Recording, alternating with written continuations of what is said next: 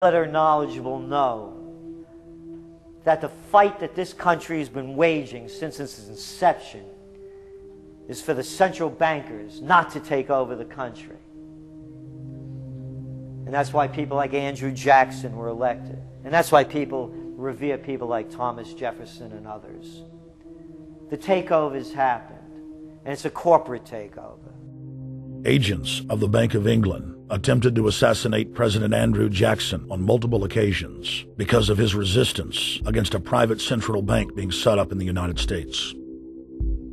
And it was something that Abraham Lincoln warned. And this is, by the way, why I believe he was assassinated. This is the Lincoln quote. "The money powers prey upon the nation in times of peace and conspire against it in times of adversity. It is more despotic than monarchy, more insolent than autocracy, more selfish than bureaucracy. I see in the near future a crisis approaching that unnerves me and causes me to tremble for the safety of my country. Corporations have been enthroned. An era of corruption will follow, and the money power of the country will endeavor to prolong its reign by working upon the prejudices of the people until the wealth is aggregated in a few hands and the republic is destroyed." Wall Street has killed Main Street. So I know how unpopular it is to be seen as helping banks right now, especially when everyone is suffering in part from their bad decisions. I promise you, I get it. Up until about the Kennedy assassination and the beginning of the war in Vietnam, the United States is a very powerful engine for world progress. It's the assassinations, the Kennedy assassination, and the others in the 1960s, the beginning of the Vietnam War, and the beginning of the absolute domination of the Wall Street Group over every other interest. Nobody else counts except the Wall Street money masters. That has now made the United States into no longer a force for progress, but something very different, often a force for destruction in the world. The military-industrial complex has taken over the country along with the Wall Street gang. If you look also at the people that Obama has put on his appointments list, it's all Wall Street. It's government of Wall Street, by Wall Street, and for Wall Street. There's nobody from heavy industry. There's nobody from the auto sector, nobody from Silicon Valley, nobody from big oil, nobody from defense, no labor, no women, no retirees, no small business, nothing. It's pure Wall Street. The only people who have a voice in Obama's councils are Wall Street finance oligarchs. That's all there is. Nobody else counts for anything under Obama. It's the most extreme Wall Street administration we've ever had. Before his death, President Woodrow Wilson apologized to the public, regretting that he had been deceived by a group of international bankers, and the country's financial system had fallen into their iron grip via the Federal Reserve Act of 1913.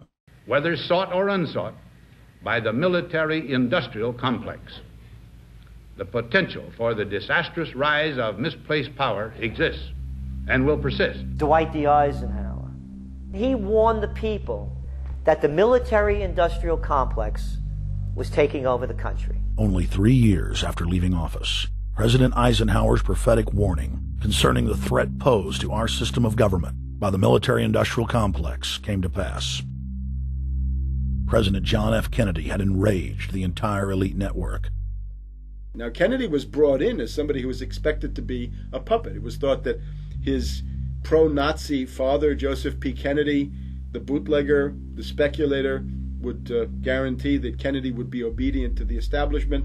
They thought that Kennedy was a sex maniac who could be manipulated through all of this, but it turned out that through his personal suffering, Kennedy had discovered a personal sense of himself which went beyond just being a puppet, and he began to think about things like economic recovery, world peace, having a space program, making deals with the Soviets, cutting the Federal Reserve down to size, and a whole series of other things. Executive Order Number 11110, signed by President Kennedy, began the process of abolishing the private Federal Reserve. Kennedy was also pushing for real civil rights reform and had begun the process of pulling the troops out of Vietnam.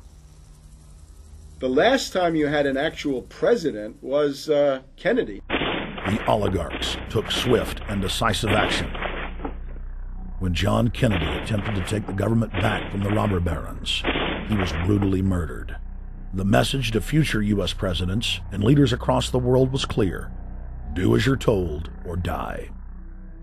John Fitzgerald Kennedy was the last true president of the United States.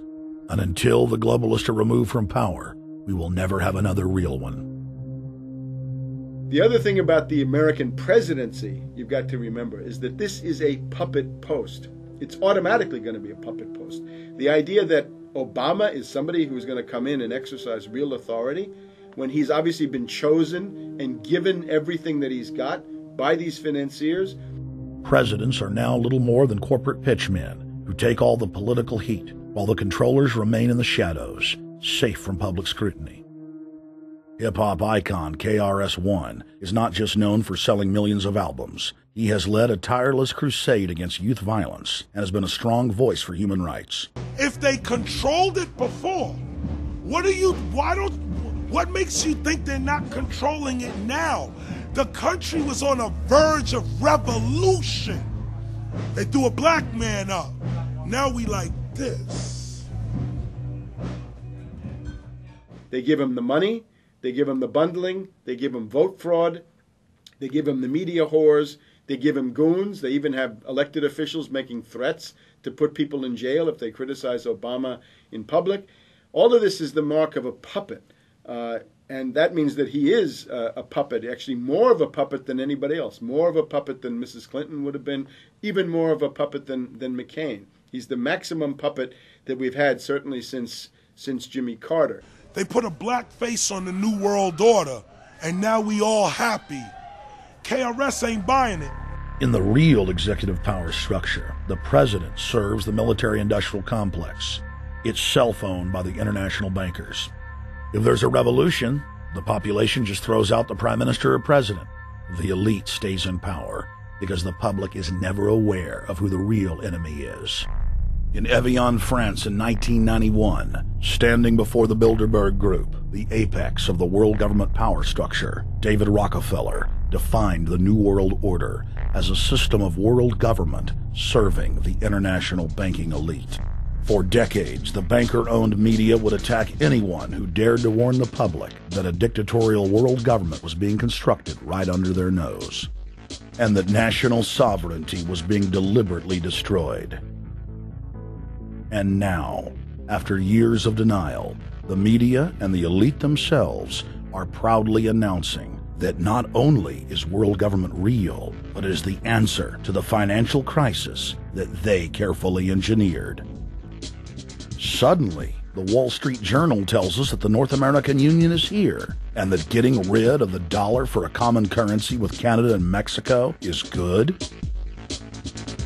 The Financial Times of London, published by a member of the Bilderberg Group, crowed that a dictatorial world government had been kept in the shadows for our own good, and that it was now time for it to emerge from behind the curtains of national security. White House Chief of Staff Rahm Emanuel stated on record that they can't let this crisis go to waste. You never want a serious crisis to go to waste. And what I mean by that, it's an opportunity to do things that you think you could not do before. And Henry Kissinger, who gave Barack Obama his first job out of college, told national television that the economic collapse was a great opportunity to bring in the New World Order. He went on to say that Barack Obama was the perfect person to sell it to the world. But he can give a new impetus to American foreign policy, partly because the reception of him is so extraordinary around the world. I think his task will be to develop an overall strategy for America in this period when really a new world order can be created. It's a great opportunity. It isn't just a crisis.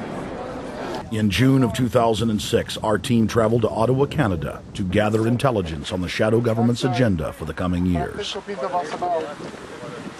think that's the Queen. Investigative journalist and best-selling author Daniel Estulin had been tracking the Bilderberg Group for more than 16 years. His moles inside Bilderberg informed him that the elite were planning to first run the price of gas up to $150 a barrel, unimaginable in 2006. He also reported that after suckering the middle class back into the stock market, the group was going to implode the subprime mortgage market and destroy public confidence.